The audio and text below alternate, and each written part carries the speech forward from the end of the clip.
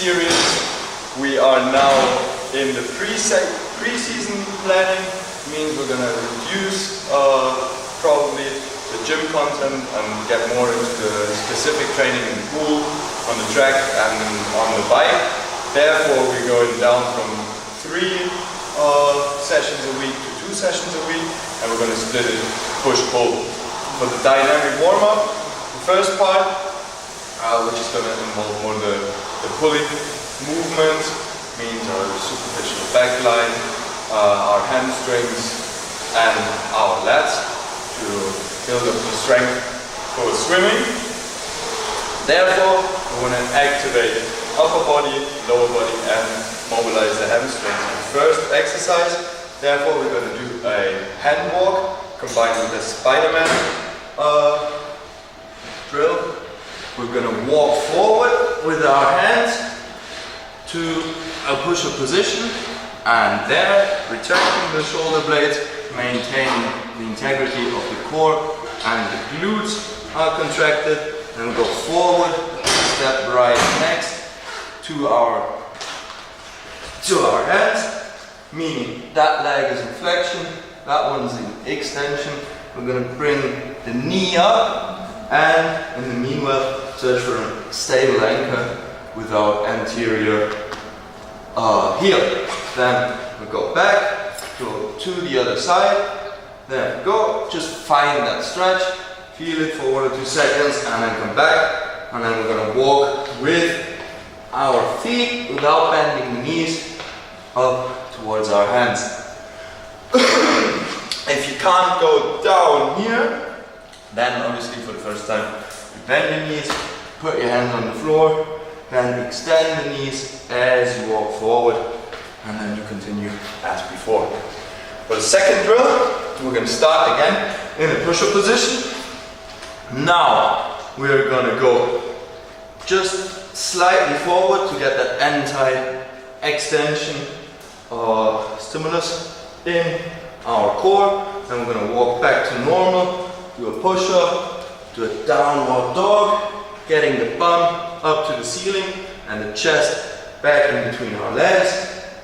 And then we do the contrary movement, getting the chest up high, separating the rib cage from the pelvis, meaning we're going to contract our glutes, and then we pull our heels up, face the ceiling, come back up to the push-up, go forward, backwards, down, back, and down.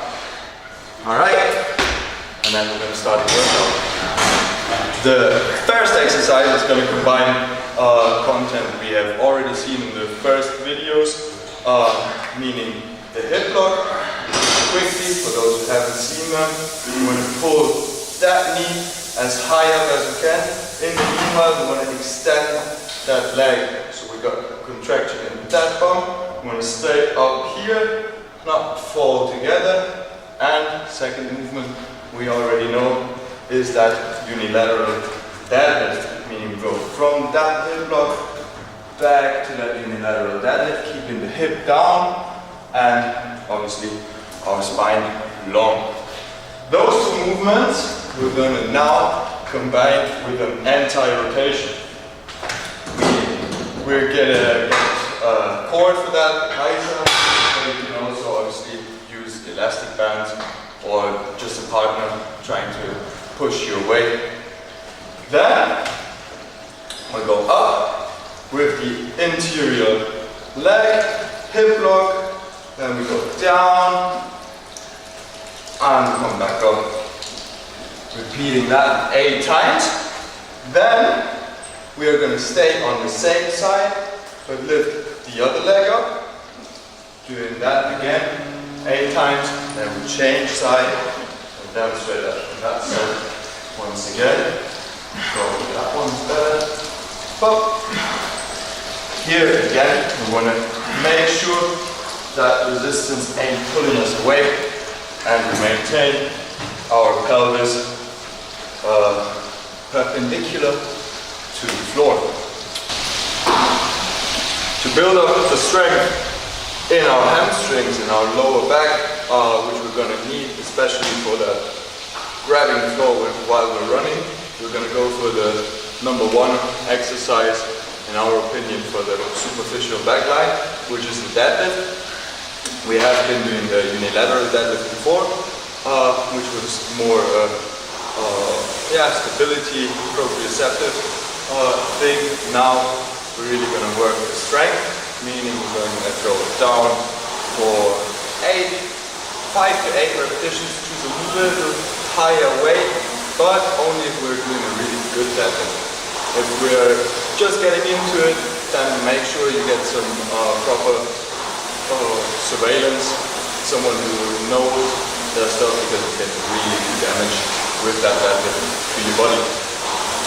But the bar deadlift, we're just going to go towards a bar, then we're going to bend our knees, straighten the back, grab the bar, and that is our basic position. Now we're going to watch the front, focus on a point right in front of us, maybe a little bit higher up.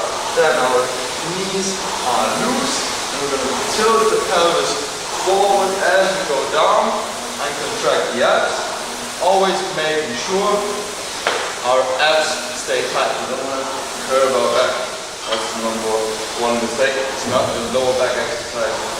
We want to dry it up with our hamstrings. So at that point, we probably already feel that stretching hamstrings, and then we come back up and squeeze the butt cheeks at the end. Pulling the bum up to the ceiling, just getting it back, and then back up. That's the thing. If you don't have Olympic bars in your gym, you might as well just use a kettlebell, which you're gonna put off the floor, and then the movement stays the same.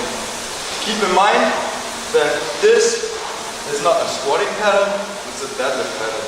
It means we're going to hinge forward and then come back to the ground. We're not moving vertically, but back and forward. Alright, that's it. Good. For the upper body pulling part, we're going to go first for number one pulling exercise in the upper body, which is the pull-up. If you can't do a pull-up, either you're going to do it assisted, that's why we've got the band there, or you're just going to go for a lat pull-up, which is that typical machine. You either do on the boards, optimally hip extension, pulling down, or you see it pretty much in every gym, you sit down and you hold on. Always make sure though you keep your shoulders and your ears separated, especially when you pull down. You don't want to crunch up and get tight as you pull. Same in swimming, you want to stay tall and really get the sternum up against the bar. I'm going to quickly demonstrate one. First non-assisted, then assisted. We're going to go for a pronated grip.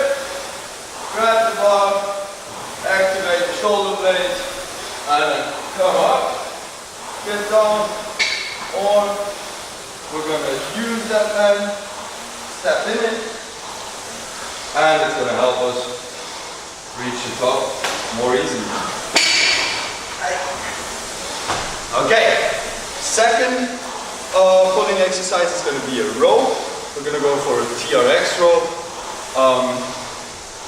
Not necessarily you need a TRX though, any sling trainer should work. We don't even use the TRX, we've got the 40 Pro, just getting the elastic slings out.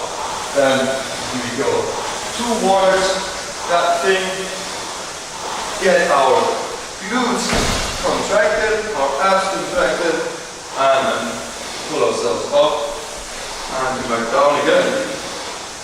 Important thing is to maintain that straight body line. Then honestly you can vary the difficulty by increasing or decreasing the angle. The more parallel to the ground you are, the harder the exercise is.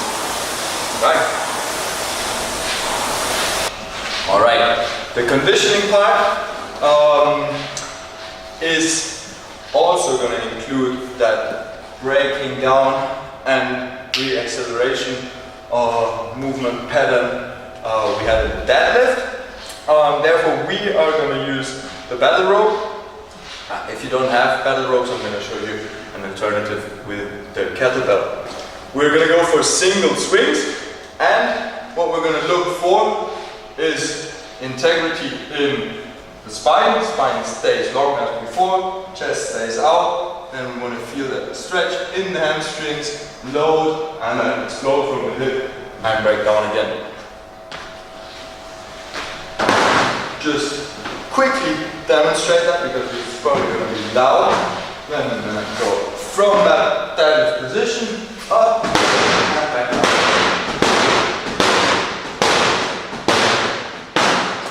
As we're going up, you'll notice that your legs are going to find themselves in triple extension, meaning we've got extension in the ankle, extension in the knee, and extension in the hip. And as we go down, we've got the contrary movement, triple flexion. That triple extension comes in charge whenever it comes to running, jumping, all sorts of functional movement. That's why we try to integrate that as often as possible. Kind of the same movement pattern, but a little bit different. It's going to be the kettlebell swing, which we're going to start from a forward position. Then we're again going to hinge down as if we were doing a deadlift, keeping the spine straight, chest up, and we're going back and come up and break it down. Okay? As we're doing so, please keep in mind, same thing as with the deadlift or with all compound exercises, you've got to do it right. If you're not doing it right, you're doing more harm to your body than you're going to help it. That should get your heart rate up, and then for the last part of that circuit, we are going to do a compensatory exercise, which is going to be the butterfly reverse. Good.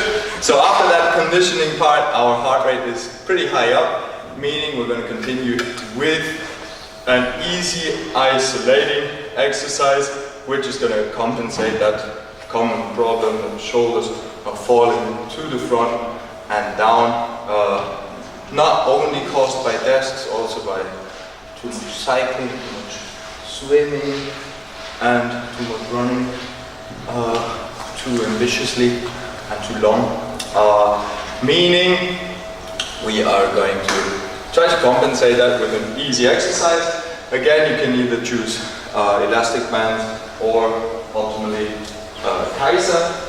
You're going to grab that arm with the right side, that one with the left side, and you're going to place yourself, the bum stays in, spine stays alright, then we're going to get the shoulders down, Okay, so we're going to get the bum in, spine stays where it is, the shoulders stay back and down. We start in front of the chest and then we pull back as far as we can. Back and pull back. As we do so, we want to make sure we're not pulling and then extending the arm, but we're going to actually move our shoulder blade back here and feel that contraction in between your shoulder blades. If you imagine having a sheet of paper right in between your shoulder blades and you want to squeeze that and hold that there for like 1 or 2 seconds for your 10 repetitions, then you're doing the right thing. Also, prevent your shoulders from going up. And that's it. Run through that circuit 3-4 times, obviously adapting weights and the length of the battle rope double swing or the kettlebell swing according to your level, and obviously what your goal is. If you're running long distance, it should be probably different to a sprint distance. But the exercises are good for everyone. Alright?